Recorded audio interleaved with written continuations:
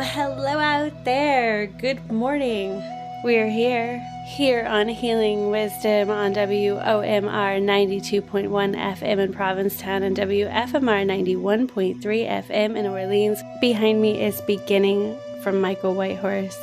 My guests today are husband and wife team Duncan, Shoko Sings Alone, and Priscilla Cogan. They both hold their PhDs in psychology and are retired psychiatrists who both studied under George Whitewolf, a Lakota medicine man. Duncan is an ordained Christian minister as well as an ordained Zen Roshi priest. They've got an upcoming presentation, Spirits All Around Us, on Sunday, January 22nd at 10:30 at the Unitarian Universalist Church in Chatham. Priscilla's Winona series has been translated into 10 languages. She's also a playwright. Duncan's book, Sprinting Backwards to God, tells of his journey discovering his spiritual path. Welcome, Duncan and Priscilla. Thank you so much for being with us today.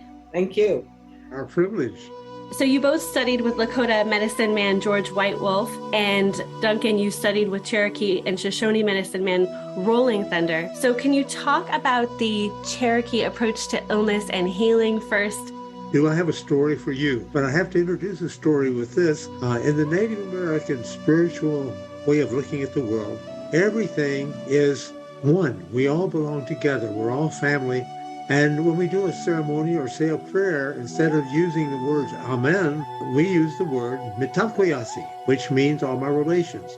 So when you make your prayer or do your ceremony, whatever you do, you end it with all my relations. So out of the understanding that everything is really family, everything belongs together, here is the story, the Cherokee story of how sickness and disease and healing came into the world. In the very beginning, years and years and eons ago, the animals could talk with each other, and they would sit in council together, and they would make sure their lives were in harmony and doing the right thing. But then came the human beings, and the human beings proliferated and began to take up all the space, and the animals were grumbling and feeling really misused, and were thinking that something has to be done to curtail the advancement of these human beings, to cut down on their numbers, because they were taking the forests and the woods that the animals needed for forage and to eat. And they had actually begun to treat the animals with such little respect. So it was really something to see. They'd go out and hunt. And instead of hunting for meat, they would hunt just for sport, kill an animal just to kill them. See if they could, and leave the carcass to rot. So the animals were talking about this more and more, and finally they decided that they had better figure out something to do to get these humans in line. Well, the first group to meet were the bears under the old chief bear, and he said something like, "We have to do something about these human beings. They are killing us. They are treating us with no respect. And the time has come for us to make war on them." So the animals, all the bears talked about how they were going to do this. How were they going to fight the human beings?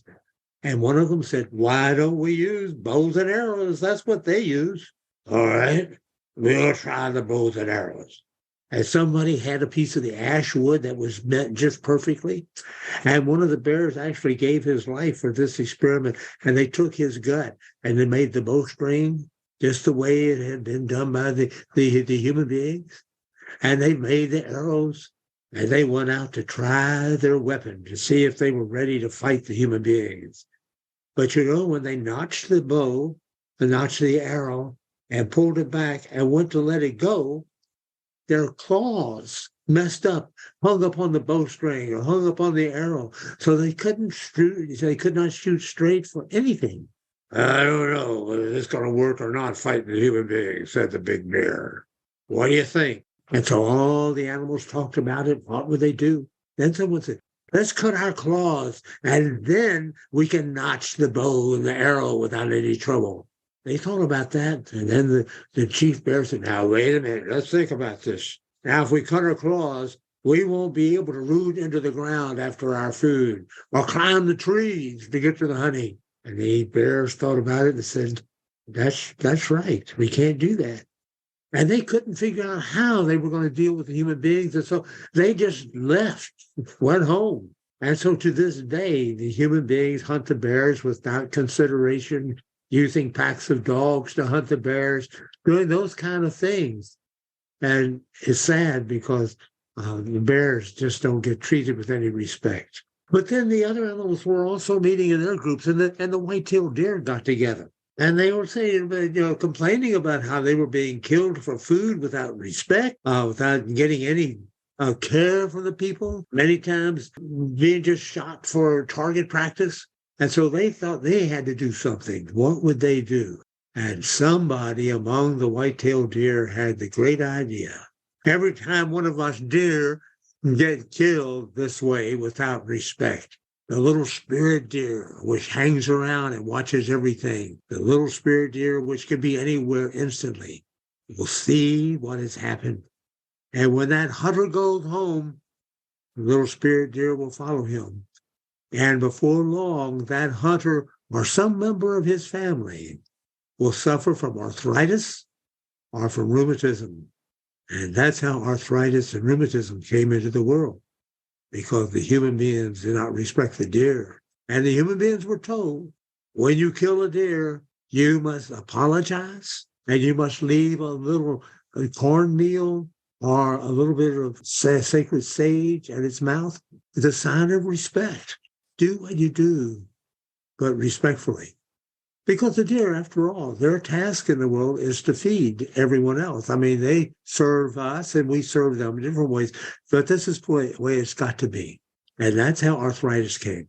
Well, the fish and the reptiles met, and they said, what are we going to do? Because they fish for us and yank us out of the water and throw us in a bucket, and, who cares the way we're treated? And the reptiles, the snakes, and the others said, yeah, us too. We get killed for nothing. We haven't hurt them. And so they decided that if they were taken without respect, fish just yanked out of the water and thrown in a bucket and left to drown in air, or the snake just stomped on because it was a snake, if that happened, they were going to give the human beings bad stomachs. Let them hurt, let them have diarrhea, let them have nausea as a repayment for treating them without respect, as if they had eaten bad fish or something. Okay, so that's how stomach issues came into the world.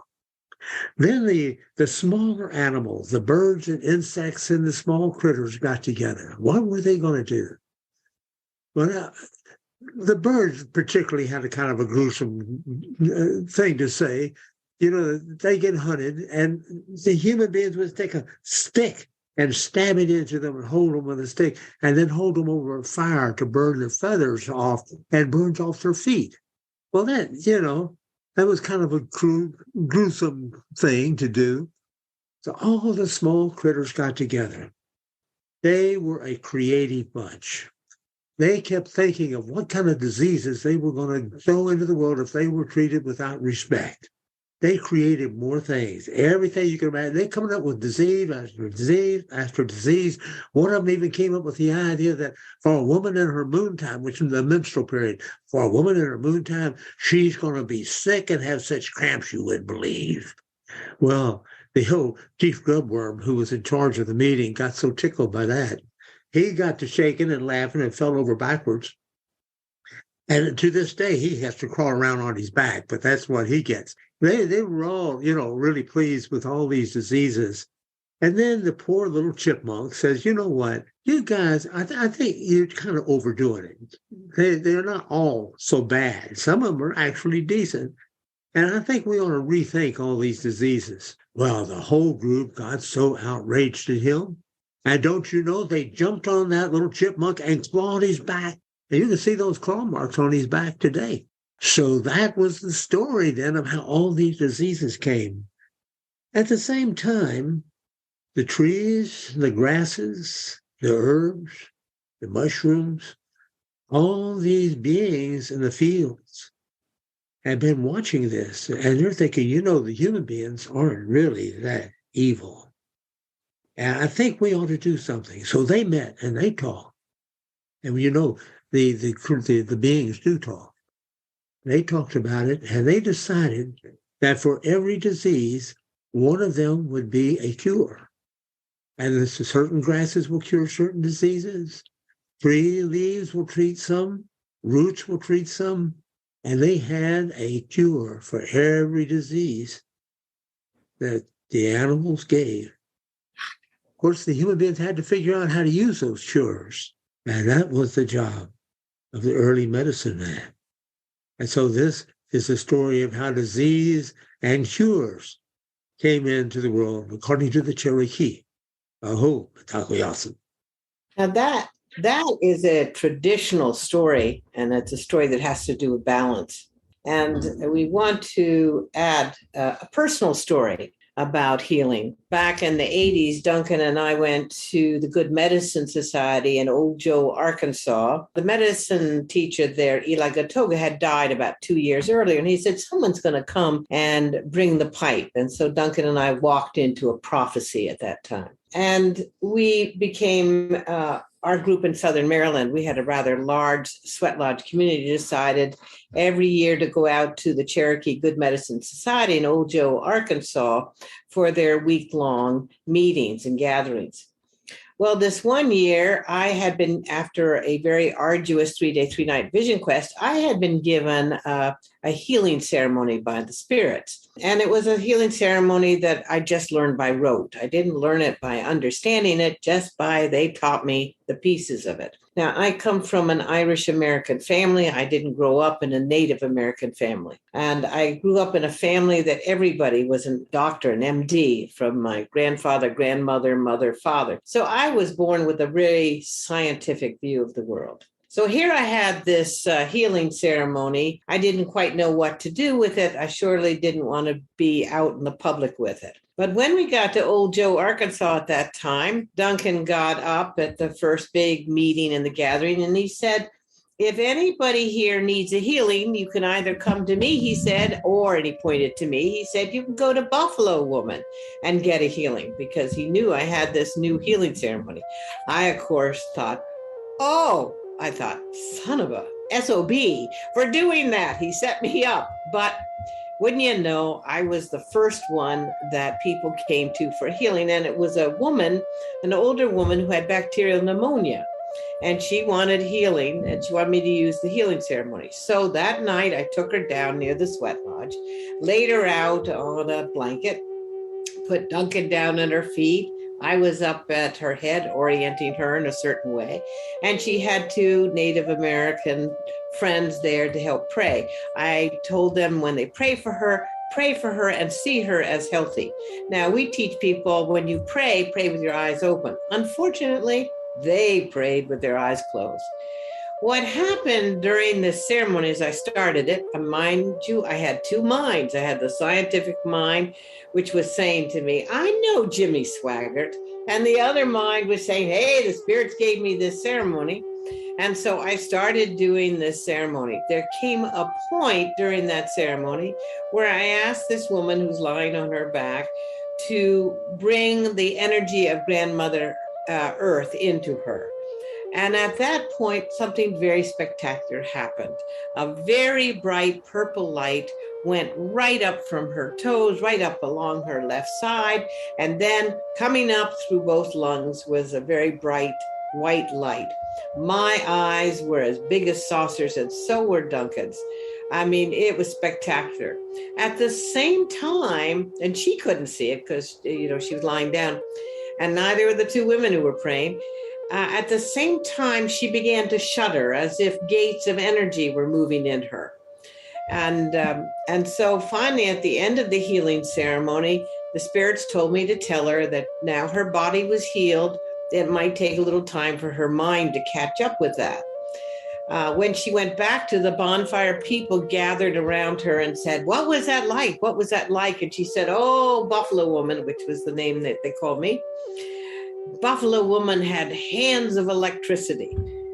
Well, there were other healings I did during the week, but everything else could have been ascribed, if I needed to, my scientific mind, to a placebo effect. but not that one. That one was such a spectacular light display. I knew it was the spirits telling me, don't doubt it, that when we give you a ceremony, it'll be effective. This was their way of showing me that they were working on her and they wanted me to know it. Aho, matakuyas. Aho.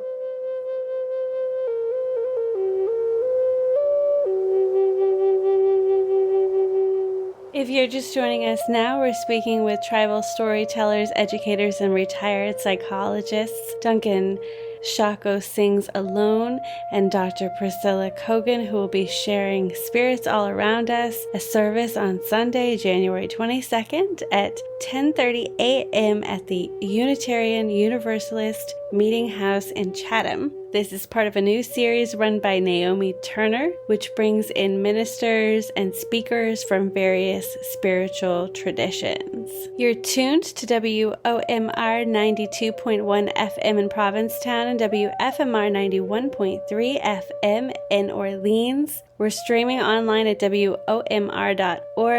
I'm Pandora Peoples. This is Healing Wisdom. Behind me, Michael Whitehorse with Southern Rim.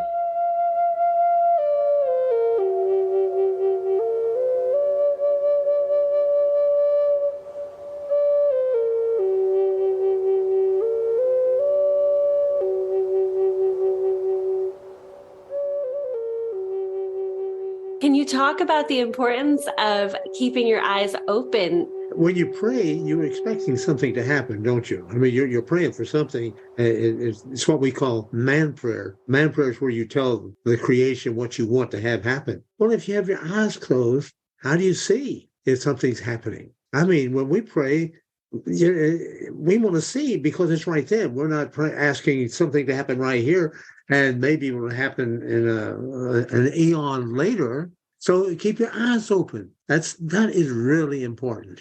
I think there's been a lot of confusion that some of the Native Americans have had about people going into Christian churches and they make a prayer and then they get up and they leave. They don't really expect an answer. That's not true. For us, when we pray, we sit there and we wait for an answer. Now, after 45 minutes, if you have to make supper and something, then you say, okay, well, then the answer will come in its own good time. But our expectation is that we're going to get an answer. And indeed, how you said at the Sweat Lodge or it was on the hill, I guess, and you weren't getting the answer that you needed to hear. Tell them about that. Well, I had been rained on for 2 days and 2 nights. And my Irish part of me, the Irish American part of me got up. I got up with my pipe and I was really angry because I was wet and I was cold. I said, hey, I'm saying to the spirit, you got to help me here. I am wet. I am cold. And it's been raining on me for 2 days, 2 nights. And I have questions to ask and I need some help. And about 5 minutes later, this big white farm dog came up and it went over our tobacco ties and came into the altar area. And I said to the dog, no, you're supposed to leave. And the dog laid down. And then I said, oh my God, Cogan, you asked for help. They sent you this dog. I snuggled up to that dog just to get warm. Now that dog was an indoor dog at night. And so its owner wondered where it had gone. And then in the morning, that dog got up, went over the tobacco ties and went home. You both hold your PhDs in psychology and you're retired from your practices. Can you talk about incorporating Native American healing approaches in your work with people and also focusing on storytelling as a method of educating audiences about Indigenous ways? Can you talk about the progression of your work?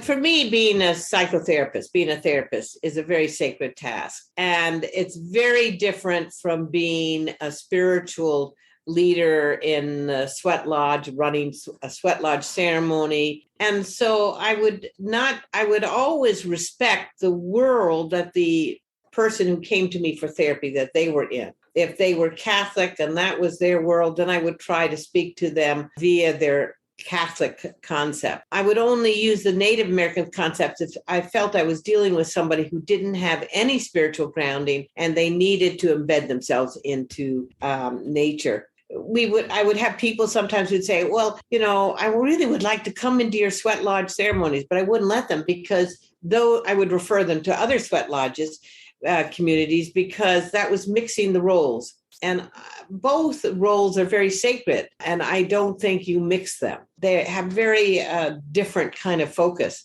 So in one, in the role as a spiritual person, I was a teacher, but in the role as a therapist, I was a therapist. You may want to talk more about the storytelling, Duncan. First of all, I agree with Priscilla about you keep the roles separate. People come to us for psychotherapy. That's what they get. They don't come for esoteric kinds of teachings from Native Americans. The only way I actually used my Indian being with a therapist was adolescent boys. Yes, that's right. Who adolescent boys would be immediately taken by this cool old man who had a bandana on and was known as an Indian. And they would come in and would listen and be with me because, yeah, I love it. Most adolescent boys are terrible people for therapy because they don't like to talk. They just go, mom, okay, and whatever. But they would talk to me because I was cool. It was kind of a neat thing to be there. So that was the way I would use my native stuff. I didn't do storytelling from native like native stories in my therapy sessions. It wouldn't be that I was opposed to it, but generally speaking, it just wasn't really appropriate. I would tell stories, but quite often stories of my own experience and ways I have dealt with certain issues that might resonate with them. There was two different worlds. There was one time when I was beginning, the spirits were beginning to do some what I'd call shamanic training with me. And I had a client come in. Oh, thank God she was new to therapy. So she didn't have the expectations. When she was talking, she told me she had a headache. She didn't know if she was able to come to session. I didn't have any history on her. And she was a person in her 30s, I think. And she had a headache. And I saw their painting that was behind her on the wall of a lavender kind of bush.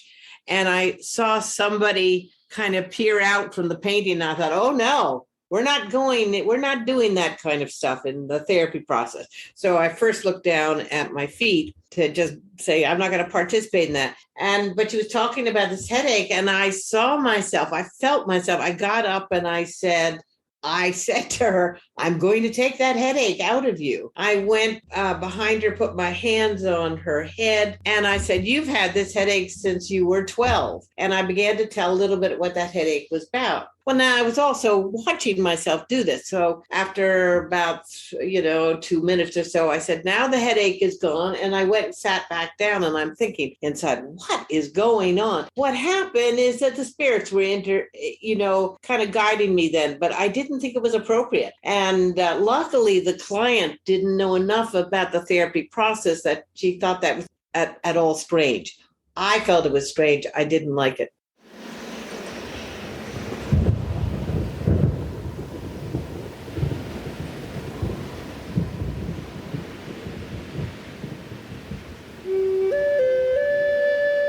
We don't really have the same kind of attention to ceremonies and rites of passage that aren't consumer oriented. Like it's like, oh, you're 21 now, you can drink, officially. And I think that, that's a really important thing. People really need ceremony. Can you speak to that?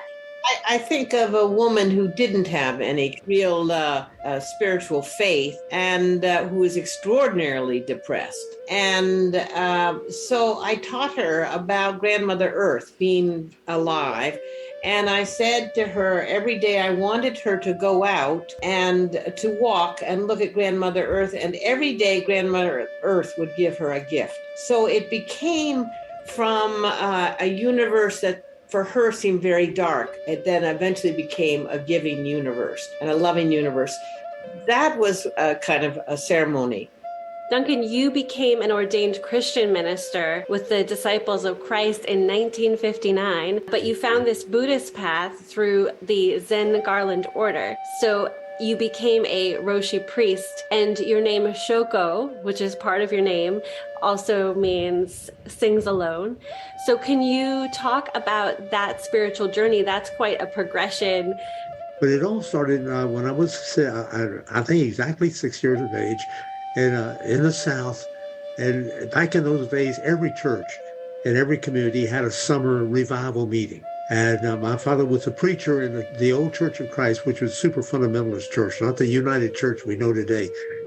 During the revival meeting, I decided I was going to give my life to God. I was going to serve God, period, and got myself ordained and entered in what I call the 9 most god-awful years of my life. I was not meant to be a minister. The spirits had done everything to show me that I didn't need to be a minister.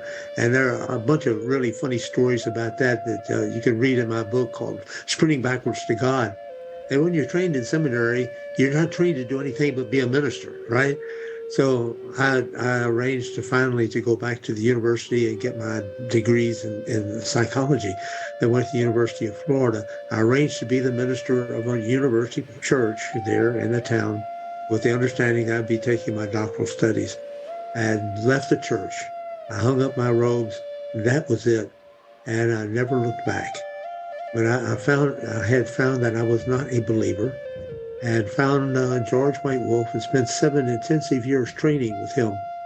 And we were doing 6 Sweatlodges a week. Sometimes I would be doing myself 3 in a single day. And those Sweatlodges are 2 hours of intense heat long.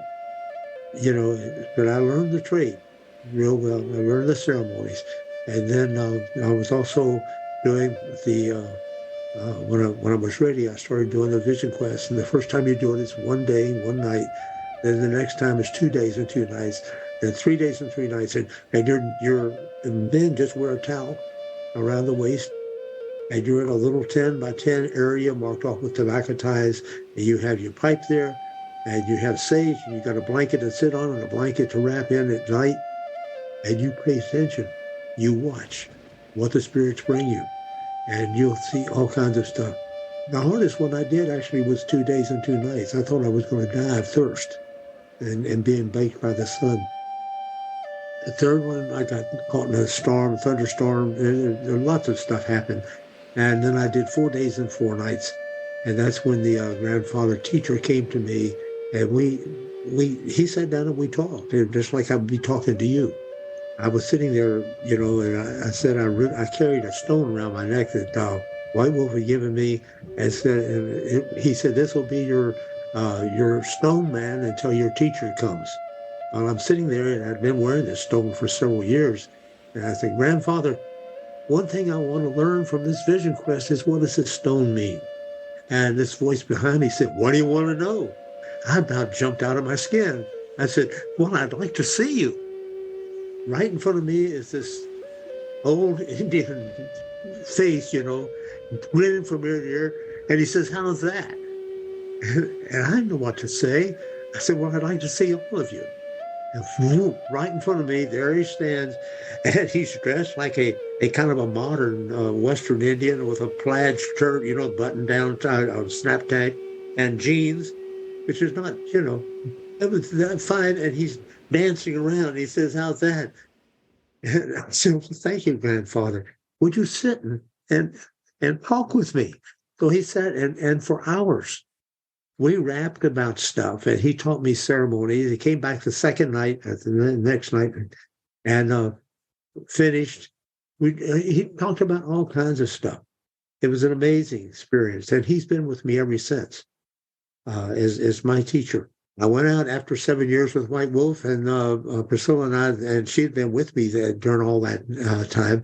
Southern Maryland, where we both were working, and set up a sweat lodge community. Oh gosh, we had 2 sweat lodges running at the same time. Again, you're going to be at the UU in Chatham, January 22nd at 10:30. Thank you again.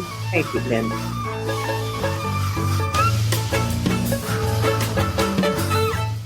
You've been listening to Healing Wisdom at Outermost Radio. All of our shows are podcasts at WOMR.org. Also check out healingwisdomradioshow.com and contact me at pandora@WOMR.org.